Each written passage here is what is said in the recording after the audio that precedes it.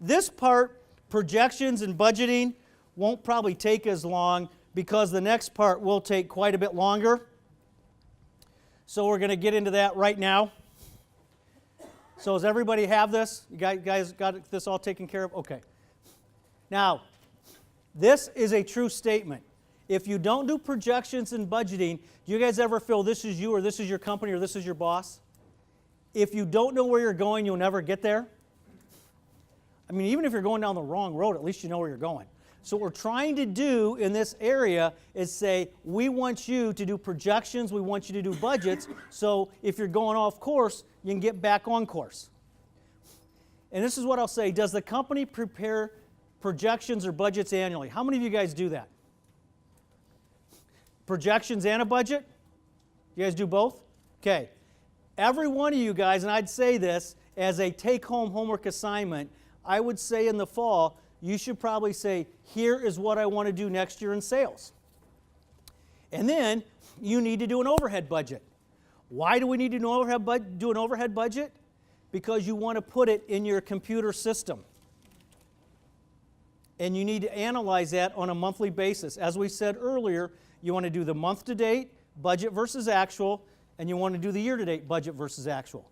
And we're going to talk about it later, because what we're going to do is you guys are going to then start to give what we call an executive summary to the owner of the company. And that can help them manage the company. And you can show them, here's our overhead budget. Because as your owners ever said to you, I can't believe we spend that money on a monthly basis. Anybody ever had that? So you have to show it to them. Here is what it is. I can't believe that's what it is. Well, it is.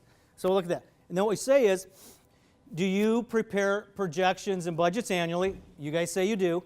Are the projection results incorporated into the monthly financial statements? It doesn't do you any good to do these projections or budgets if you don't incorporate them into your monthly financials. So like I said before, we have to do your actual versus budget and your variance. Every software out there can do that. Like I said, Amanda and Jamie, tell me if I'm wrong, that's easily done in QuickBooks, right?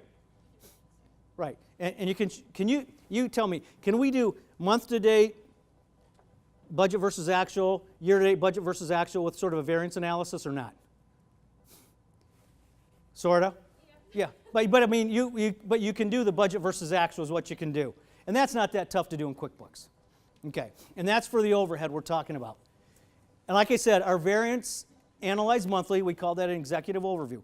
It doesn't do you any good to do them if you don't analyze them. And then we say, are projections and actual results discussed with key employees? And that's the one thing I'd say to you guys. These aren't just for you and for the owner. Are there key employees that need to get some of this information? Only give them what they can control. Like I say, for a superintendent, you give him his work in process schedule and say, here's where you say you're going to be at, and you're here. They don't really need to know the overhead, do they? It's really none of their business. It's only give them what's important to them. Like we say, if you don't know where you're going, you're never going to get there. I say, how detailed are the projections? Are they by company? If you guys have multiple companies, and some of you guys do, are they by department? Are they by project?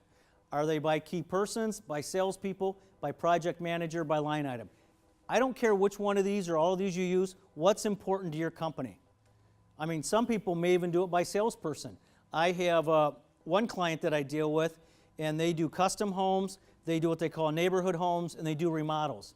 Different salespeople have different skill sets. So a person who sells custom homes is not good in selling, say, the neighborhoods. That's just not where their skill sets are. So understand where their skill sets are. That's why, when we talked about it, I think Jim mentioned this earlier, he had somebody that broke it down by project manager, understand where their strengths are. And give them the work that plays to their strengths. Don't give them the work that plays to their weaknesses. So this is a way that you can help manage your company also. Like in our business, I'll say, we have tax people who couldn't do accounting work and probably vice versa. That's just two different skill sets. That doesn't mean one's bad and one's good. It just means some people are more detailed and like to do the more analytical stuff than what other people do. Does a company establish goals for each key employee that coincide with the projected results? What you need to do, what we're saying here is, do your people know what's expected of them? I've had owners tell me, they didn't meet their goals. Now say, do they know what their goals are? Well, no. Well, if they don't know what their goals are, How can they meet their goals? So you got to share this with them. And also, did you establish key success factors indicators? How many of you guys give out bonuses? I have bonus, okay. How many of you guys have a bonus plan? Because is a bonus primarily subjective versus objective? What is it in your case? Yes. Yours is very objective. Yeah, they have probably as detailed of a bonus plan as what I've ever seen. A lot of people don't have it. What's a typical bonus plan based on? Cycle time, customer satisfaction, what's the third one? Warranty? Aren't those the big three that you guys do? I'm trying to think. What's that? Profitability, gross profit. I just say warranty, that didn't make sense. So it's gross profit, cycle time, and customer satisfaction. I mean, that's pretty much, for guys out in the field running jobs, that's what I've heard from most people. Does anybody have any other type of bonus plan outside of those things that you guys use as a key indicator for bonuses? And how often do you guys give bonuses? Annually? Quarterly? I know some people who give them quarterly, but they have a little bit of a holdback. You know, and then you true up at the end of the year in case I had a great quarter this quarter, but then I didn't have such a good quarter next time. So that makes sense. Or in case warranty blows up. Sure, sure. I've heard annually is not a good way to do it because doing it one time a year doesn't give them that warm and fuzzy. I know a lot of people who do that though, but I think that's probably why you guys give it quarterly, right? To give them a little, Incentive to keep going. on and do Yep. better, yes. Yes. And you base it on some of those factors we just talked about? Okay. Like we said, you share financial information with key employees. And we said our established goals within the employee's control. And this is what we say. You know, for sales, cost, that's a salesman. I mean, their job is to sell the job. What the salesmen tell me that don't like getting their bonus based on gross profit, they said, I have no control over gross profit. I only have control over the sales price. It's up to the project managers and the owner to control gross profit. I get that. And then the project manager says it's up to the superintendent. Yeah, it goes down. Or you're the salesperson, why'd you sell it so low, right? So, yeah, so you try to, and so what you have to do is you have to have a collaboration where everybody says, yes, we can sell the house for this amount and we can make this gross profit. So it's sort of a two-way street. And then we say, you know, job costs, that's a field superintendent. That's the one thing. That's all there that they have under their control is job costs and also, you know, cycle time. So these are what they have. G&A, that might be the controller. They have control over the G&A costs. Does the controller or you bookkeepers have any control over the sales or the job costs? You do? Now, how do you do that? You wear more than one hat, right? Right? Yeah, so, but if you had 3 or 4 superintendents, that'd be tougher. You could let them know their job costs are going over. But yeah, so that's what we try to say. So your bonus should be based on the things that you can control. Are goals established by the owner accepted by the responsible employee? Or are goals established by the employees but accepted by the owner? Which one of those two you think is better? Collaboration.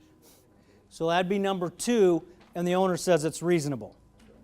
Where I hear a lot of times, here's the goals he set for me, they're impossible for me to meet. Where if you, does that happen sometimes? Where if you set your own goals, well, now the owner said, okay, I buy into that, so it's pretty tough for you not to take ownership for that. So that's one of the things you want to do. So if you can, why don't you go to your employees and say, you know, what do you want to accomplish next year, and what do you think is reasonable? That way they have buy-in rather than the guy at the top dictating all the rules.